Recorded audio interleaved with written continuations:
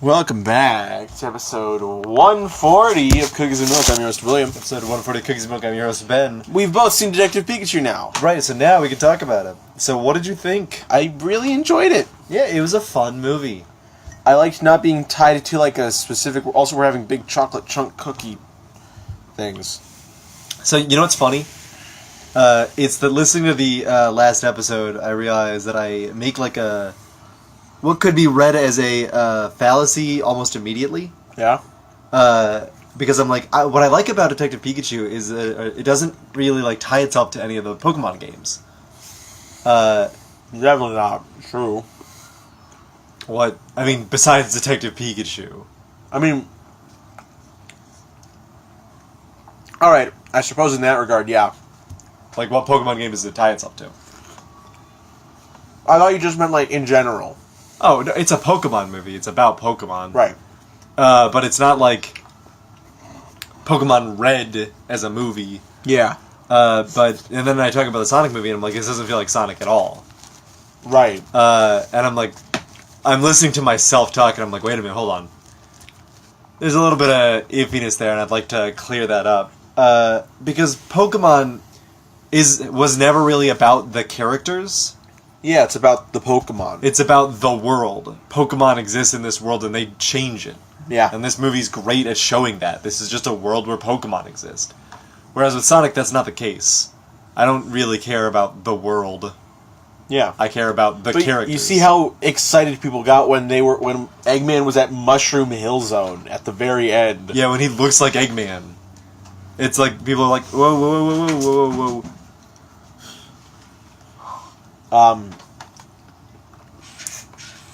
I think Sonic's redesign is going to be good for the movie. I don't think it's going to be bad. It's hard to imagine it hurting him. Can you imagine if they show up, they change it, and they're like, oh man. It looks worse. Sonic's bare feet is out now. Yeah. So, here's the thing. I saw it again. I saw it on the trailer. Yeah. In the theaters. It's not that bad. That's really the thing. It's not that bad. Like, sure, the hands are gloves. The hands are just fur that are white. And sure, the human teeth. But, like, that's Sonic's teeth. Sonic has human teeth. Sonic has teeth that are more apparent and to humans. Teeth that belong to a human. He has them. Yes. Not in his mouth, but he does have them. I mean, yeah, I suppose. Because in the Archie comics, they hate humans or whatever. In the games where you see Sonic's house for a brief flash, if you zoom in on the side, you can see a jar full of teeth. Sonic is the Tooth Fairy. He's so fast. Kids don't even know when he breaks into their house. So, that's a weird thing. I follow this blog, Thanks Ken Penders, on Tumblr. Of course. And it's just a weird thing that it's like, humans are called overworlders, and they're treated with caution. Right, humans exist in the world. And it's like, hold on. Are you telling me Eggman is the only, like, human that actively interacts with, like, animals and stuff? And other humans are, like, barbarians or whatever? No, they have guns. Yeah. Notably, they have guns. They're in the future, but Ken Penders decided that they hate guns in Sonic. So, they don't use them.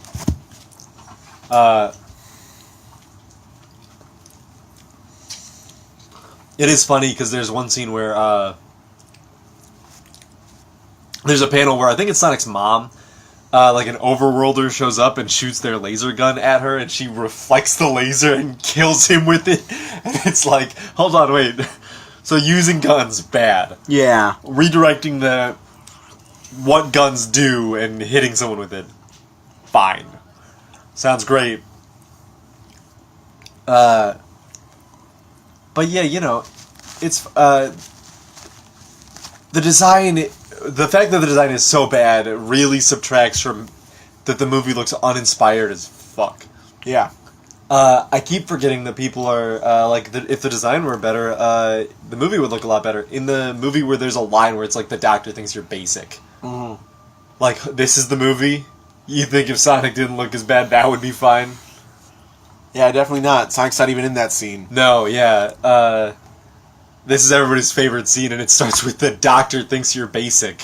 There's a scene in the trailer where it's like, is that the best you got? And then Eggman's like, no, but thanks for asking. And then he just puts out a smaller version of the bigger thing he destroyed. And they're like, whoa! And it gives him trouble. Yeah. And I'm like, How? alright, I'll bite. How are you worried about that? I guess I'll go see the movie to get that question answered.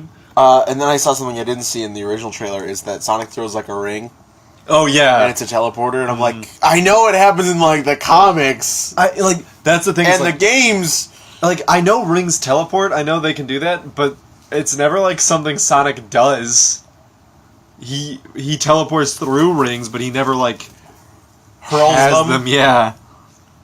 I saw a really weird thing in the Thanks Ken Penders post a little while back, but it was like Amy used a ring to wish she had the body of a 16-year-old. Mm-hmm. To wish she was grown up. Yeah. But she used the ring that was going to be to save like Sally's mom or something. Yeah, Sally's comatose mother. And I'm like, is that why everyone hates Amy? Because we have. And then we're right into the adventure arc. Oh. Now she's getting chased with by a robot. Isn't that fun? Did you see the lines from Big in that? No. Oh, they're great, because in the games it's just like, oh, Froggy, no! I'll save you, Froggy. But in the comics it's like, nobody hurts my friend. I'll make them regret it. It's like, whoa! what? Oh my god! But, did you see the fun Twitter post that was like, Froggy's been dead for 12 years and Big still isn't come to terms with it? Jesus Christ. Because he... Like, it was like frogs have a lifespan of 12 years. And Sonic Adventure It came out 12 years ago? Definitely not 12 years ago, but like... long enough for a frog to be dead. Yeah. I kind of want to get Sonic Team Racing. Yeah? Just like the idea of a team-based racer sounds interesting. When it's not like a fighter thing like in Mario Kart.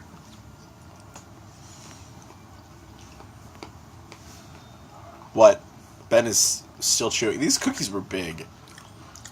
But the chocolate chunks... Yeah, we had like chocolate chip cookies. The chocolate chunks feel very nice. Very good. Good when they're drenched in milk. Yeah. Rubble and Eevee are interacting more. Eevee is our guard dog from Rubble today. She doesn't like it, though. I played a game called Onrush today that I kind of wanted to talk about. Oh!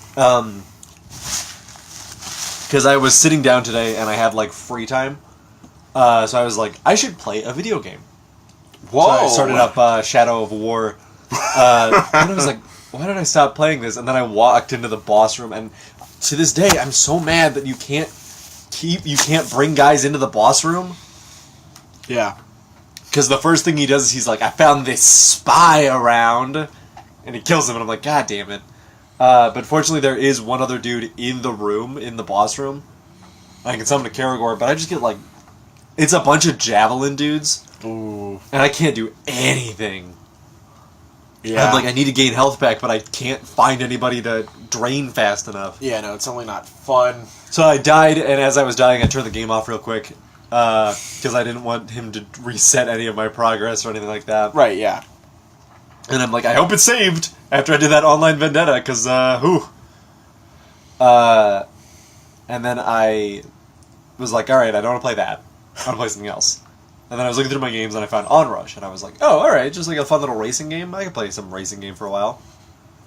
But Onrush is a racing deathmatch game. It's a 5v5 or 6v6, one of those things. Yeah. And the track is a loop that just keeps going. There's no finish line.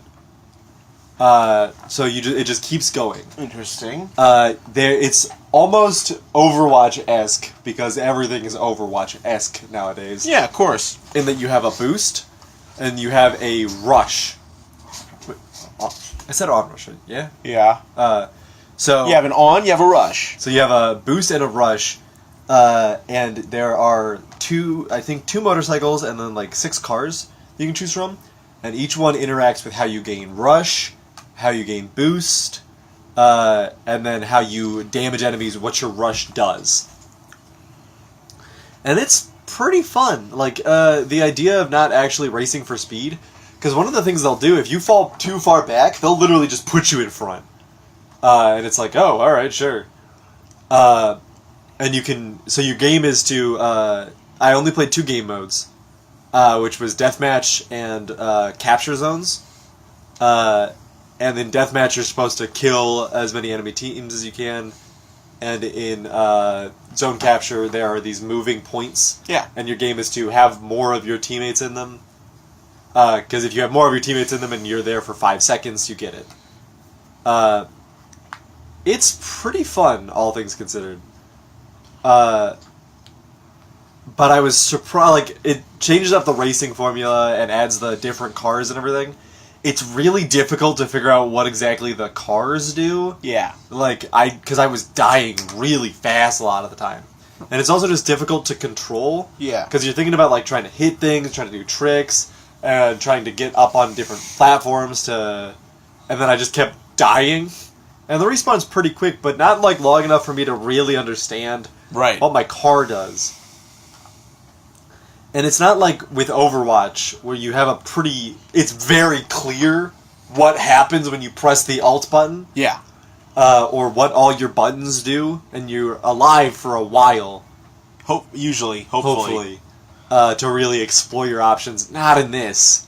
Like, I jumped into a game, and I was like, I'll pick this one. This one sounds pretty good. Or it looks pretty good, at least. Yeah, that's the main thing. What the fuck am I doing? Yeah. And then the only downside to it is it's another game where it's like, hey, you get loot boxes after you're done, and it's like you get cosmetics to upgrade and all that stuff, and I'm like, it's just exhausting. Does it do that? Yeah, it's got cosmetics and loot boxes and all that stuff. So here's the thing. The best feeling is you're playing one of those games and you find something that you like the look of and you like the feel of as well. Yeah. It's like me jumping in and liking Torbjorn or Roadhog, but then seeing something you like the look of, but then not getting it at all. Like, not feeling it. That's sort of the benefit to Overwatch is that you really don't need to look at your character. That's true. You look at their gun and everything, but it really doesn't matter that much. You hear their voice. That's true, if you don't like how they sound. But it's a pretty small thing. You don't like the thing they represent. Yeah, that's the morals they embody. Yeah, as you play as Roadhog and Torbjorn. Torbjorn is good. Two different breeds of Omnic racists. Would you call Roadhog an Omnic racist? I would. Or just a monster? He follows an Omnic racist around. An Omnic racist? Junkrat's an Omnic racist, of course. How would you say? He's like, time to blast up some bots. I think that's genocide. But yeah, you would like to defend him? By all means. I would not like to defend Junkrat. I want to defend Roadhog. We're not talking about Junkrat. I'm never talking about Junkrat. I would enjoy to talk about Roadhog and also Torbjorn. Unfortunately, you cannot talk about Roadhog without discussing the rat in the room. No, I can. He's been alive much longer than Junkrat has. That's true. What has he done in that time? Been dealing with a lot of awful shit. I'm pretty sure he was around when his home went to shit. He was in before Australia. He was in the... Yeah, he lived in before Australia. Before the English sent their prisoners to it.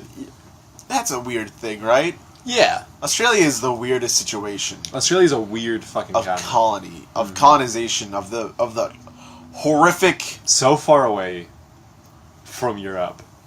Send our jailed there! And then have them eliminate the local population. Yes, perfect. They took one look at Australia and were like, prison! Can you imagine if that was your job? You were like, kiss my dearest Julia on the head for me, I must take the prisoners to the colonies. way over there. Why don't you just work at Scotland Yard? Or the fishery. Or the fishery. I have to take the criminals. You do not understand. To the very hot place. Where the spiders are as big as your head. And we'll kill you all the faster. Daddy, you're scaring me. That's why I'm taking the bad men there. I must do this to make the world safer for you, Julia. The world we own. I don't want to own the world. I just want to be with my dad. Wow, SJW much. Awful. This man deserves death. He should live in Australia. No! The native people should live in Australia. What did you not learn?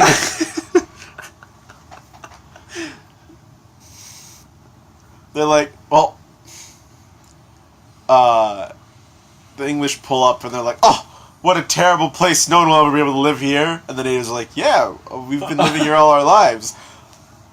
But yeah, You're right. there are a bunch of spiders that kill us all daily. Oh shit, you got a place where there's not spiders? No, but they are smaller. Do you have anything like that? And they point over to Kangaroo and they're like, what the fuck is that? Is that a man? He looks strong. Why is that just a jacked dude over there? With like big legs. Is that a thing? Does it have a baby in it? It's like a smaller version of itself poking out of its belly. What the fuck? What the fuck? There are prisoners at it. Okay, not doing anything with this one. You guys can have the prisoners, I guess. Just let us keep the nation, right? No. What do we do with Australia? We're nothing, right? Nothing. You don't own anything. Well, I don't really like it there. I don't think it's good for growing tea. Okay, good. So we put our prisoners there. No. All in favor, aye. We're incarcerating too many of the poor and disenfranchised. Can we arrest them for drugs?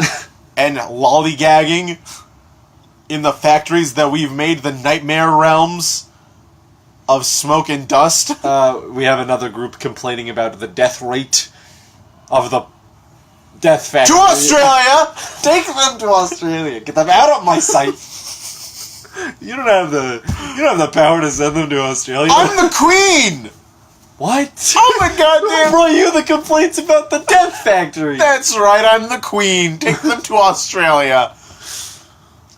I have executive order to do what I want when I want, and I want to send the disenfranchised to Australia. We should do a history podcast. I think that would really catch on. So many people do that, right?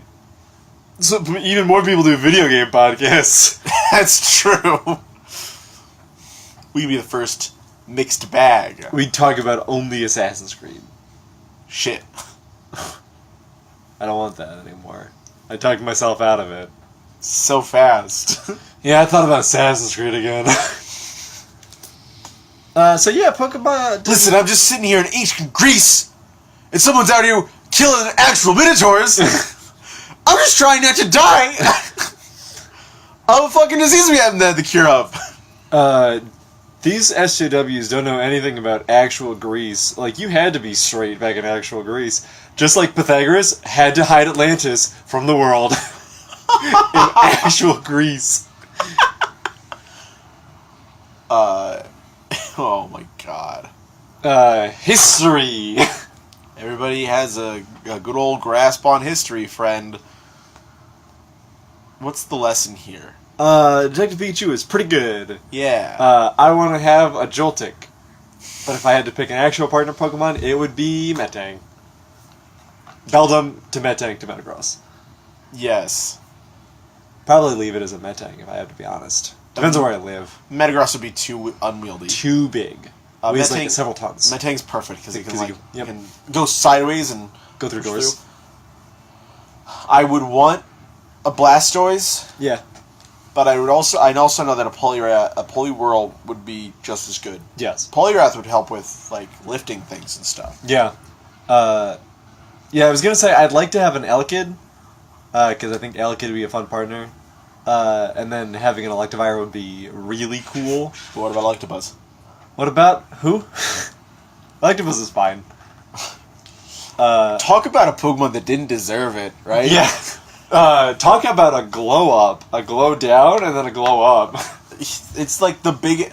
What? Magmar 2, Yeah, right? seriously. Magmar and Electabuzz are like, hey man, I got really long arms, I got a butt on my head, but Oh, we're gonna be total badasses and cute kids Seriously. come Gen 4. like, they're the sort of the definition of, like, weird Gen 1 Pokemon. Like, you look at that design, like, the weird sort of, like, elongated and Lightning almost bolt patterns. weird stuff going on. Like, yeah, like lightning bolt patterns and fire patterns, and you're like, yeah, well, that's Gen 1 Magmar! for you. And then you look at the huge, monster-looking dudes, and you're like, that's Gen 4. And then you look at Gen 2, and they're like, that's baby Pokemon. Yeah, Gen 2, baby Pokemon. It's weird that it took 4 gens for them to be fully realized as Pokemon. I like it. Yeah. I enjoy it. I wish more Pokemon got that kind of Could you treatment. imagine if Electivire, if those full lines were in Gen 1? That'd be ridiculous. If, like, you're talking, like, you're looking at, like, oh, Blastoise, and then Electivire shows up. Yeah, like, whoa. I don't have enough base with an Electabuzz to care about Like, this. That's gonna get me to start playing Pokemon Go again as soon as Electivire is. Oh, Electivire is in the game, isn't he? Absolutely, I take yeah. it back. It's not enough to It's- give me the game. Ben, both our phones are garbage. They don't have the battery life or the Space. to download Pokemon Go again. Although it would be phenomenal for what I'm doing right now. Oh, just the walking. Just all the- walking a bunch. Yeah. I'm literally like walking a bunch. I'm probably near a couple Pokestops. Yeah. Pokestops. Especially if you just like you walk all the way over to the park and there's one Pokestop, and then you walk back, refresh the other Pokestop. Yeah. Hell, there might even be a gym. Probably. Maybe. We should get new phones.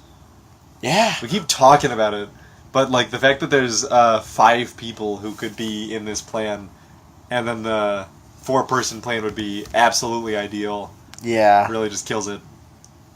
It would be you, me, Alan, and Isabel, right? Doesn't Dad need a new phone also? Dad goes track phone all the time. I know he does, but he was the one who suggested the getting on a new plan in the first place. That's true. Ugh. Yeah, that's what I mean. It's kind of tough, yeah. But anyways, yeah, that was... Detective Pikachu was very good at one thing, and that's making me wish I lived in a world with Pokemon in it. It did a really good thing about... So, here's the thing. The one gripe I have is, like, main character, kind of pathetic in the beginning. It took a second to get going. It took a second. I think the best part was when...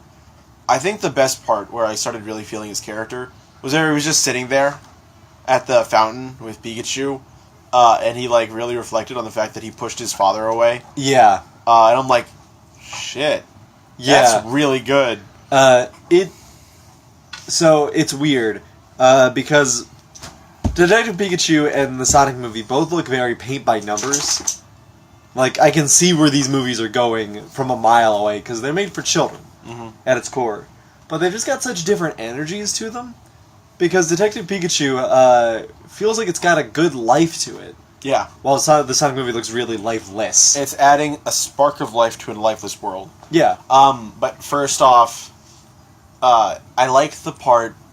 Okay, I'll say this. Where he got his new clothes, like, after he, like, was like, we'll meet back here after this, and he got his new clothes. Yeah. And then it is him in the mirror, and then he has, like, a cool pose. Yeah. Because it's like, when you look at his character more and more and more throughout the movie, it's like, he definitely loves the world of Pokemon. Yeah. And he loves being a trainer and all that. And after years of pushing that away, and wearing those boring insurance clothes. Yeah. And the first time he gets into, like, trainer gear, he's like, ooh, I look kind of cool. And it's good that there wasn't any, like, Pikachu wasn't there to be like, hey, what are you doing? That's one of the things I was that, like, oh, thank goodness no one was there to see Yeah. that. Like, that was one of the things with the movie. It was that a lot of times the things that were just, like, fun things were, like, always commented on. Yeah. I wasn't a huge fan of Ryan Reynolds as Pikachu in the movie. It took a minute for me to get into it. Yeah. I'm glad he. I'm happy he is. Yeah. I think he works well for it. It's super strange to see him At the end of the movie. end of the Yeah. movie.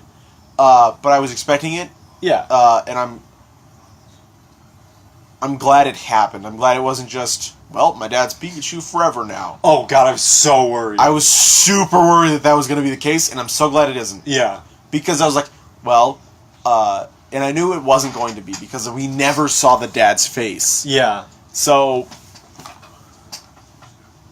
because that was the fact, it's like, oh, so if we knew the dad was Ryan Reynolds, we know it would be Pikachu. Yeah, because that's the voice.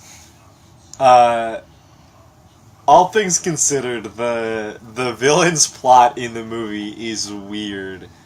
It's a weird plot to do. Yeah, so the curious thing is, as soon as, like, the guy came on, the older man, and I was Yeah. like, oh, he's dead. Oh, that's what I you thought he was dead. Oh, when he showed up. When I was like, he was trying to figure out the cure for his debilitating illness. I'm like, Yeah. so he died, but he built the city. I was like, as soon as spoilers for Detective Pikachu, by the way. we already said. Yeah. Yeah, we just said Ryan Reynolds is the dad. Whatever. As soon as he showed up on screen, I leaned over to Alan. And I was like, he's evil, right? And then I thought I was wrong. The movie almost Because the son was doing the whole... Yeah, the son was doing all the evil stuff, and I was like, oh, I guess I was incorrect. I didn't say that, of course. And then the glasses and the Ditto. That was a great twist. Yeah. That was, I think, my favorite twist in the movie. That was a really fun one, yeah. Because I didn't see it coming. Yeah, no, that was... But it was, like, clearly there. Yeah, like, the glasses on the one woman, and then he was wearing glasses the whole time. Yeah. And I was just like, he just likes glasses, whatever. Yeah. He just likes glasses. He just likes glasses. He's evil. He's an evil dude just doing silent things. And I'm glad the son... It was so strange. It kind of beat you over the head sometimes with the whole sons should be there for their dads. Yeah. But it was like for the main character more than anyone else, and I'm like, that's fine. I'm fine with that. But like the son being like, I should have been there, so my dad didn't become a megalomaniac. Yeah. Trying to become Mewtwo. What a weird plot.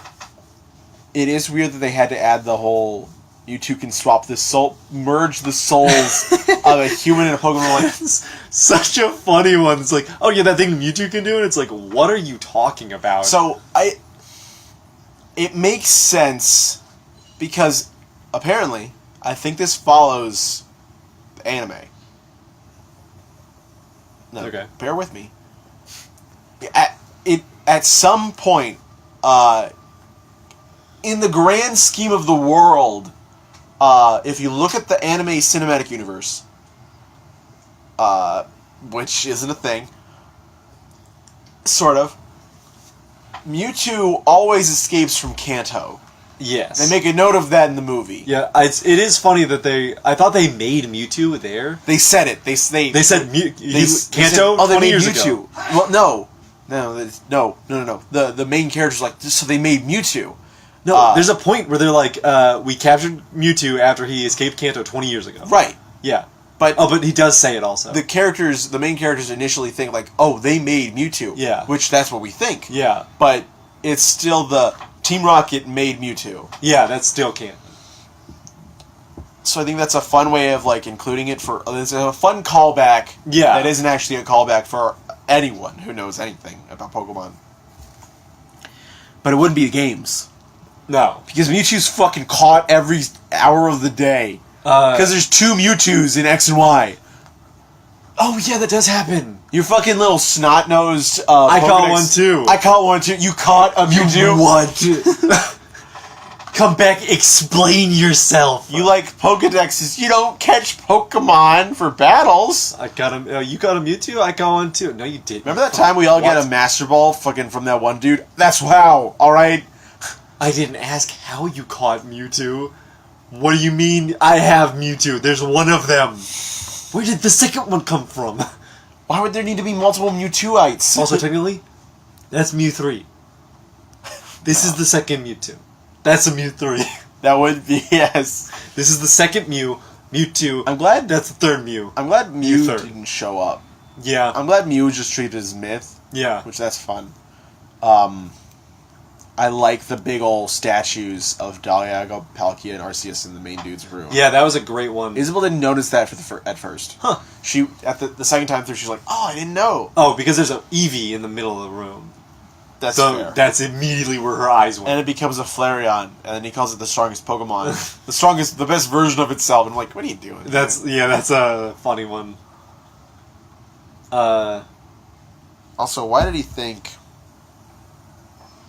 Why did he think leaving the kid in the room, even if he was like unconscious, with his debilitated body, while his mind was stuck in a Mewtwo, is a good plan? It's also why is his son in the room? Yeah, he tied him up and left him there of all places. It's funny to imagine that this guy changed his Ditto to kill people. Yeah. Well, he said his Ditto was like a genetic experiment. Oh yeah, it also got experimented on. Yeah. But it never fixed the eyes. No, that's the one thing it should fix, right? If you can make Torterra's island-sized. Torterra's a fucking continent? Yeah, literally, dude. I was so nervous when that happened, but I was also fucking like, oh my god. That's what Torterra should be always. Because Torterra's the best starter. Yeah. Fucking, you chose Empoleon, though. Yeah, and then I righted my mistake in Platinum. People are like, fucking, Infernape's the best. No. Look at fucking Torterra. Look at Turtwig. Look at Turtwig and look at Torterra and look at fucking Grottle's fine. Alright, so here's my thing about having a helper Pokemon. I want to be able to ride them. But Torterra's slow. That's fine by me. I'm not going anywhere fast. I have a moving park. There's a tree there. I can, get a little, relaxation going. I could sit him in my backyard. A little picnic. Feed him, love him. And then, I wanna go for a stroll. But I wanna get Torterra's gonna go for a stroll. Anyway, I was, so scared of, oh, this is what's going to happen. This is, the big thing. Yeah. And then they just, They just go back down. They're Torterras. Yeah. And I'm like, oh, so we don't have to worry about anything. I do like he makes one comment, he's like, I'm gonna fix everything my father did. And it's like, wait, hold on, how are you gonna fix the island-sized Torterra? You can't shrink them back down. They're probably gonna die soon, right? Oh, it's a right? dark thing to think. I don't want it to happen, but, best case scenarios, those Torterras aren't gonna do anything. Yeah. What? Actually, they could probably subsist on, eating Steelix and Onyx. They can probably just photosynthesize. There are a lot of trees on them. Yeah. They do that. And they're in the ocean, so they got plenty of water. That's true, they do that a lot. Yeah. Yeah, but fucking... The ocean isn't a good source of water. It rains. On the plants. On the plants. Alright, they're good. Yeah, they're fine. Neutral damage from water attacks. I love that it's we've reverse engineered these Greninja to be fucking strong as hell. So good. Make them big, Torterra. Make a real big Torterra. But also terrifying if they get any of the Argas on them. Also, that's fucked. It is also pretty funny. It would be a lot of Argas though. A balloon's worth of Argas. It's funny that Mewtwo broke out of there and was like, humans are the fucking worst. Are you gonna let the Greninja out of their cages? So you've shown me. No, I am not gonna do that. Well, yeah, that's true. Yeah. Yeah. Why didn't he liberate them? Yeah. Well, maybe because he knew they'd actively seek out and hurt people. Or they'd try and capture him. Because they work for the boss. Here's the thing. They were like, Bulbasaur... These are some weird memories. They're playing with the past a bit in this movie. Yeah. Where it's show them not everything, but then show them everything. Like Pikachu was like looking at holograms in the fucking on the bridge. Yeah, It was just like, it's funny. Pikachu gets to the bridge and he's like, a Greninja star. And it's like, wait a minute, hold on. They make water shuriken. How the fuck? What did you find? well, it's like crystallized or something, I guess. Is it not water, though? It didn't melt? It's like in that climate. It's a normal place. I guess they didn't have to wear coats. Still. Regardless, it doesn't. It doesn't matter. It's a funny thing that Pikachu solves the whole crime there, but we concurrently watch it get explained. Right, that's the funny part about it. Yeah. And I don't like that Pikachu beat the big bad. Did he actually beat him? No, I like that he didn't. Yeah. He just distracted him long enough to... It's one of those situations. I like those fights where it's like, obviously you can't beat him on your own, but with the help of your partner. I was distracting you. I really want to know what Tim's partner Pokemon becomes. Yeah, what does he actually catch? If he goes back to find that Cubone and is proper, is better with it. Yeah. I don't like it. You don't like the Cubone? I don't like Cubone. I think it's too on the nose. Yeah. I want him to get Mr. Mime. That was a fun scene. The Mr. Mime scene is the best scene in the movie. Yeah. Ho ho! Yeah, you're getting good at this. He drops the match. Yeah. Because it's... What are you doing? Gas. Oh! Gotta talk real fast. Because it's the first scene where he really shows that he can do things. Yeah. Because he's been stumbling along the whole time, and Pikachu's like leading the way. He knows how to interact with Pokemon, But sometimes Pikachu's more than Pikachu. so bad in that scene. I do like. Did you notice the one scene where he's like, "I push people away, and then I hate them for leaving me." In the scene, and then like at the end of the movie, Pikachu's like, "Why do I push him away? I always do that." Yeah. But the Mr. So he's like, there's a wall there, and he walks up and opens it. Just do that. And then he was like actively being hit by the walls. Yeah. So regardless, I think Detective Pikachu, best video game movie ever made. Yeah. I don't think any other video game movie gets close. You've never seen anything quite like that level of respect. Yeah. For a brand. Second thing, people are like, oh, they're trying to figure out how to insert Deadpool into the Marvel universe. They're like, that's fun. They're thinking next crossover movie or next Spider-Man movie, and people are like, Spider-Pool? No, and I'm like, no. And I'm obviously like, did not. you not even think for a second? Swat the hand. Say Two no. things. Spider-Man's a young boy. Second thing, Deadpool's, I think he's already in a relationship still. Yeah, that's the plot. I haven't seen any of the Deadpool movies. I haven't seen them either. They're sometimes on upstairs, and I'll like glance. It's one of the things that kills me is that, like, I'm sure I'd enjoy them. I've heard that they're very good, but I have, like, you ever have one of those things, those, like, pop culture things that's affected by a person you didn't like? Yeah. Like, I had a person in high school who I hated who was a huge Deadpool fan. Yeah, that's unfortunate. So now I can't go see the Deadpool movies. That's And bad. That Ryan Reynolds follows me into the Detective Pikachu. I'm like, I just don't like Ryan Reynolds that much. So here's the thing. This is a good time for Ryan Reynolds. He's doing great. He's like exploding onto the scene. Yeah. I'm glad for him because Yeah. he seems like a very fun actor. That being said, if I could see no more Toon Blast ads, that'd be great. Oh yeah, he's doing Toon Blast ads. Yeah. Yeah, that's fine. I don't need to see that. I think that's where we'll call it. Yeah, sounds good. Detective Pikachu, go see it if you haven't. I got lucky because it was two parallels because I took a long time to see it, and so when I went there, the movie theater was almost completely empty, save for like some people like up at the very top behind us, and it was a very good parallel to Endgame, where it was fucking packed. We're going to see it opening weekend. Yeah.